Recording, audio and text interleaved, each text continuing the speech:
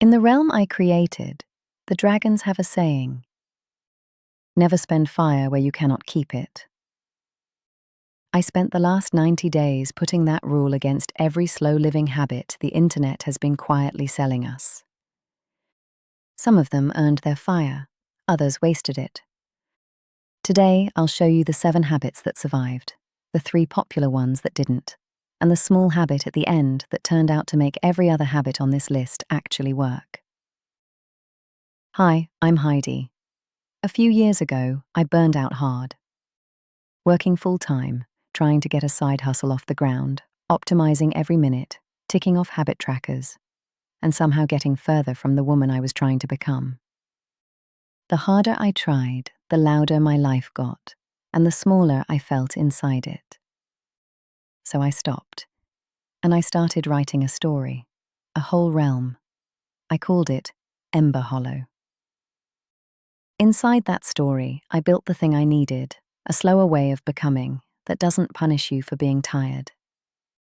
Today, I run EMBERHOLLOW Academy, and the 7 habits I'm about to share are the ones I tested over 90 days, kept, and now live by.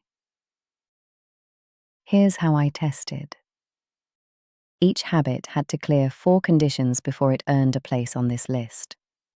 1. What did it actually cost in time and attention? 2. Did it hold on a hard week, or did it fall apart the moment life got messy? 3. Was there real evidence behind it, or was it just aesthetic? 4. After 90 days, did I still want to be doing it? 3 habits failed, 3 made it through, but only with strong caveats, and 4 held under everything. Let's start with the ones that didn't survive. The first habit that didn't survive: waking up at 5 a.m. The internet adores this one, the pre-dawn journaling, the candle-lit affirmations, the whole performance. Here's what actually happened. After 2 weeks, I was sleeping less, not living slower. The truth is, your body cares about how much sleep you get and how consistent your wake time is, not the number on the clock. If you naturally wake at 6:30 and feel rested, that is your morning. Forcing yourself awake at 5 just to perform discipline isn't slow living. It's discipline cosplay. Try this instead. Pick the latest time you can wake up and still get where you need to go without rushing. Use it for a week. Notice the difference. The second habit that didn't survive: cold plunges and ice showers. Big claims. Surprisingly thin evidence outside of athletic recovery. The dopamine bump after a cold shock is real. It lasts a couple of hours. After that, the long-term effects in the actual research are far more modest than the clips on your feed suggest. And the cost is real. There's a reason most cold plunge influencers quietly stop posting around month 3. Cold exposure isn't slow living, it's stress stacked on top of stress. Try this instead. A warm shower, taken slowly, with 3 deep exhales before you step out. Same nervous system reset. None of the dread. The third habit that didn't survive: the elaborate aesthetic journal. The color-coded trackers, the 4 highlighters, the Pinterest spreads. Here's what I noticed. The hours I spent designing the system were greater than the hours I spent doing the things inside it. It looked like a habit. It was actually procrastination, wearing a slower outfit. If you have one of those journals on your shelf right now, you're not behind. You just got sold the costume of a practice instead of the practice itself. Try this instead. 1 index card, 3 lines. What I'm working on today, what I'm grateful for, what I noticed about myself. That's it. Done in under a minute. Worth more than the whole bullet journal ever was. 3 down. Now we move into the 7 that survived, starting with the 3 that work, but only if you honor their caveats. Skip the caveat, and the habit collapses. Habit number 1, the slow drink. Tea, coffee, water with lemon, anything you sip on purpose, once a day with no agenda. The caveat? The phone has to be in another room, not face down, not in your pocket. Another room. Tea with a phone in the room is just warm scrolling. Tea without one is something else entirely. A small, quiet doorway between one part of your day and the next. Try this. Pick a single drink, a single time of day, the same chair, the same window. The repetition is what makes it land. Habit number 2, a small daily meditation. The science here is real. Even brief, regular practice changes how your brain handles attention and stress. But here's the caveat. Most people use a meditation app for 12 days, hit a stressful Tuesday, miss a session, and never open it again. The app isn't the problem. The all-or-nothing relationship with the app is. Try this. On hard days, shrink the practice. Don't cancel it. 2 minutes counts. One slow exhale before you open a difficult email counts. The pattern is the point, not the streak. Habit number 3, the one chosen task. Choosing a single thing as the actual thing for the day, not a list, not a top 3. 1. The caveat? You have to choose it before the day comes at you. Once messages and the inbox have arrived, your brain will negotiate. The day picks for you, and the day always picks shallow. Try this. Tonight, before you close your laptop, write tomorrow's one thing on a sticky note.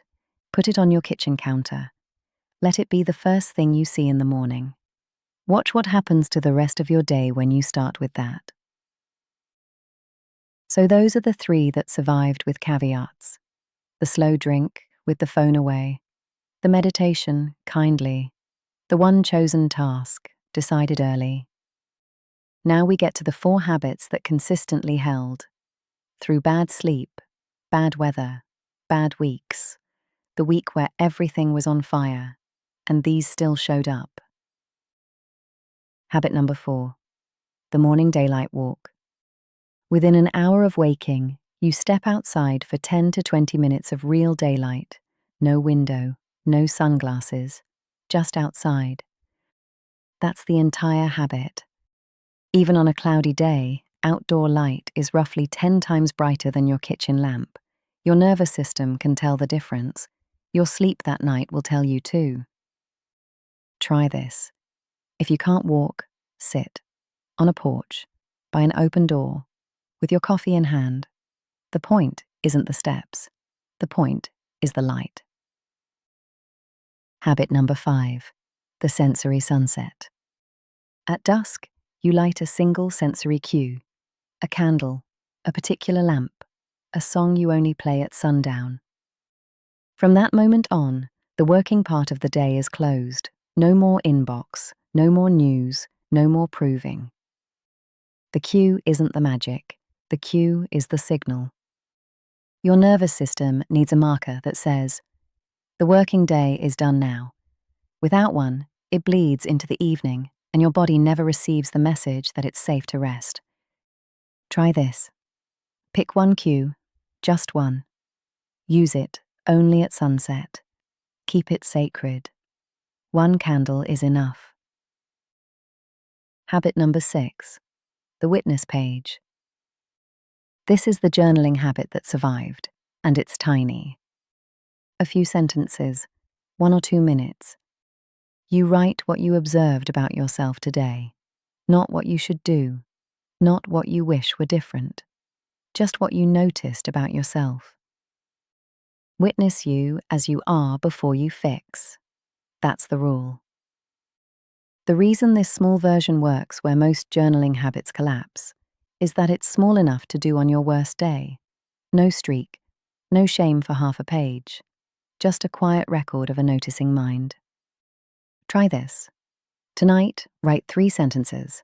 One thing you noticed about your body today, one about your mood, one about how you spoke to yourself. That's the whole practice. So those are the 6. The slow drink, the small meditation, the one chosen task, the morning walk, the candle at sunset, the witness page. But there's a seventh, and if I could only keep one habit on this entire list, it would be this one.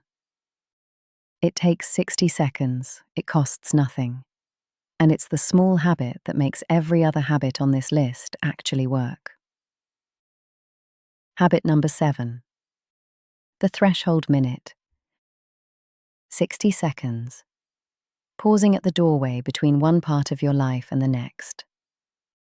Before you walk into the office, before you walk back out, before you open the laptop, before you close it, before you greet your family at the end of the day.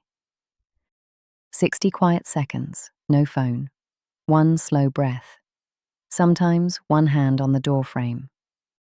That's it. That's the entire habit. In the realm I created, there's an old rule. Walk the threshold daily. The pause at the edge of one thing, before you become the person who does the next thing. Without it, you carry every conversation into the next one, every stress into the next room, every version of yourself into a space that needed a different one. Modern psychology has a name for this. It's called attention residue. The research belongs to a woman named Sophie Leroy. What she found is simple. Without a clean break between tasks, you bring an invisible portion of the previous one with you, and your performance on the next task drops measurably. The threshold minute is the closing. And here's what I noticed.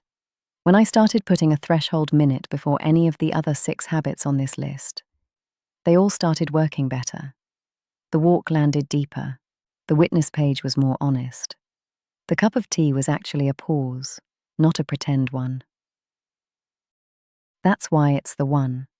Not because it's the most powerful on its own, but because it's the habit that lets the others arrive. So those are the 7 slow-living habits that survived 90 days of honest testing. The slow drink, with the phone away. The small meditation, without the streak. The one chosen task, decided early.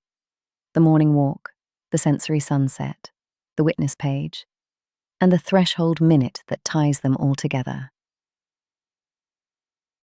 You don't need all 7 tomorrow, you need one. Pick the one that scared you the least when I described it. Not the most ambitious, not the most impressive. The one that felt almost too simple to count. That's the one your life is asking for first. If this video helped you see slow living a little differently, subscribe. There's more coming.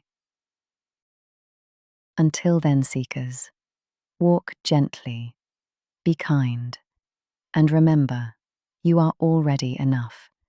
The best self you seek is already inside you.